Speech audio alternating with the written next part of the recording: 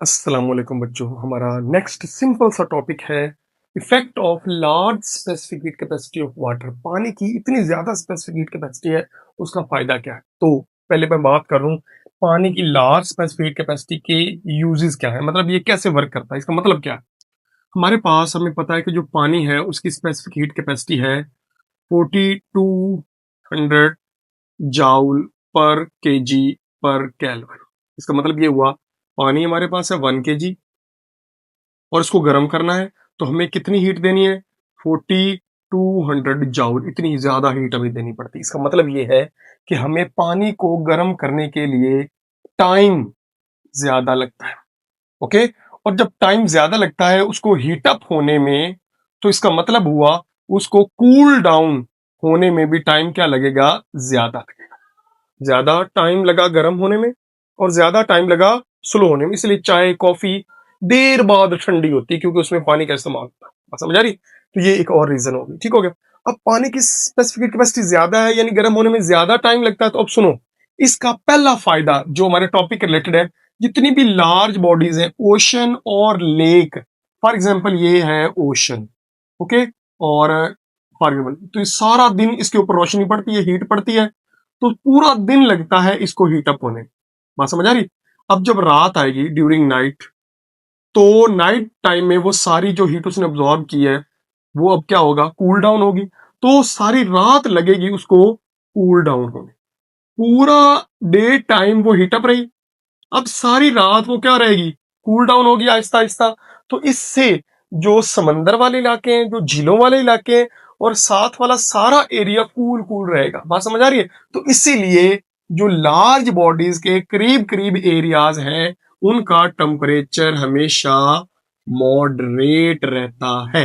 ये पहला पैराग्राफ है जो आप लोगों ने याद रखना है। इतनी बड़ी थ्योरी देख के डर ना जाना। तो सिंपल है, पानी गर्म होने में भी सारा दिन लगाता है, फिर सारी रात ठंडा होता रहता है, ज्यादा टाइम लगता है ठंडा होने में, तो इसलिए जो आसपास के इलाके वहां का टेम्परेचर मॉडरेट रहता है। दूसरा, वो बात करता है पानी और सॉइल की।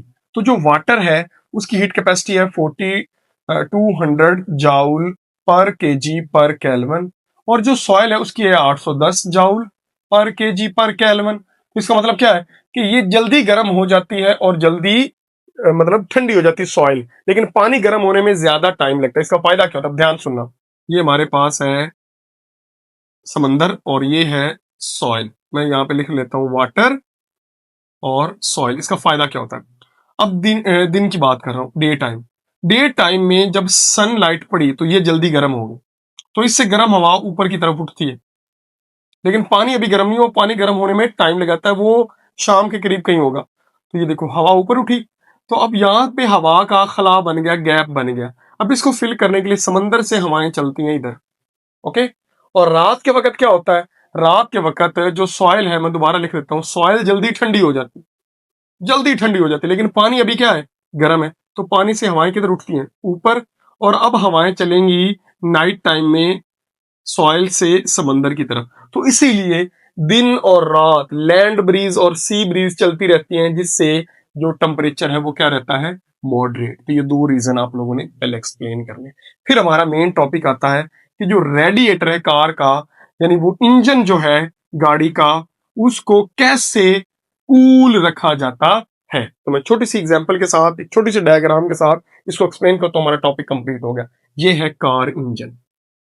Okay, car engine.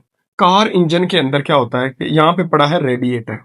मैं एक छोटी सी एग्जांपल के साथ समझाता हूँ। ये है हमारा रेडिएटर। इसमें छोटे छोटे सुराख होते हैं, फैन लगा होता है, वगैरह वगैरह, जो बाहर से, वो सारा समझाता हूँ। ठीक हो गया। इसमें से दो पाइप निकलते हैं। ये है हमारे पास कूल वाटर, कोल्ड वाटर कह लो, कोल्ड वाटर पाइप है, यहाँ से जाता है और पूरे इंजन के अंदर सर्कुलेट करता है। ओके, पूरे इंजन के अंदर सर्कुलेट करता है, और उसकी हीट को, पूरे इंजन की हीट को क्या करता है, अब्सॉर्ब करता है। आजकल पानी की जगह कूलेंट भी इस्तेमाल होते हैं। बात समझ आ रही, वो इस पानी से भी अच्छी हीट अब्सॉर्ब करते हैं, वो बाद में बात करते हैं। ये हमारे पास बेटे यहां से पानी आया, उसने पूरे हीट इंजन की जो हीट थी उसको सक किया। सक करने के बाद वो वापस एक और पाइप के जरिए, अब इसमें कोल्ड वाटर गया, इसमें आ रहा है हॉट वाटर। हॉट वाटर दोबारा आया रेडिएटर में। अब रेडिएटर जो है बाहर से हवा को खींचता है, फैन चलता है और इस हॉट वाटर को फिर कूल डाउन करता है।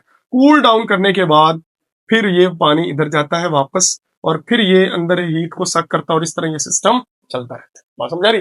लेकिन रेडिएटर को एक चीज है जो इंफॉर्मेशन देती है इस पानी के टेम्परेचर के, कब और कितना कूल करना है, तो उसके लिए एक डिवाइस लगा होता है, वो होता है थर्मोस्टेट।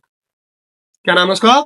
ये उस पानी के या उस इंजन के टेम्परेचर को सेंस करता है। बात समझ आ रही? और बताता है कि भाई ये इंजन गर्म है तो हमें पानी की जरूरत है। तो इस तरह ये सारा सिस्टम क्या करता है, वर्क करता है। दोबारा बता दूं, कूल वाटर जाता है, पानी को मतलब हीट को ऑब्जॉर्व करता है, वापस आता है, हॉट होता है और जो हमारे पास रेडिएटर है उसको मजीद ठंडा करता है, फिर वापस, और इस तरह ये पानी क्या करता रहता है, सर्कुलेट करता है। तो ये सिंपल फायदा है large capacity heat capacity of water का रियल लाइफ में क्या फायदे। और भी बहुत से फायदे हैं लेकिन यहाँ पे आपके सिलेबस में बस यही डिस्कस किए हैं। तो बेटे मिलते हैं नेक्स्ट टॉपिक में, चेंज ऑफ स्टेट में। तब तक के लिए अल्लाह।